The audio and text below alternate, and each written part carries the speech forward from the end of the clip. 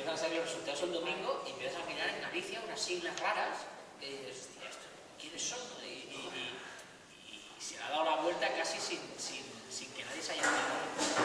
Por eso te digo que, bueno, no sé, a mí me dais envidia en ese sentido, porque creo que acaban pasando cosas que... Nada, tranquilo. Y no sé qué más... Sí, pero... La suerte que va a tener Feijóo es que van a quedar muchos en el camino. Es que... De los varones quedan el 80% fuera. Pero Feijóo tiene la suerte, es que va a tener las autonómicas después de las generales.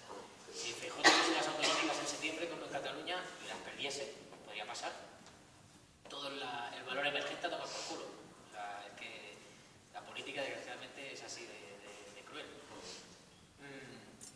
Pero las tiene después y sigue teniendo un gobierno de mayoría absoluta aquí. Bueno, pues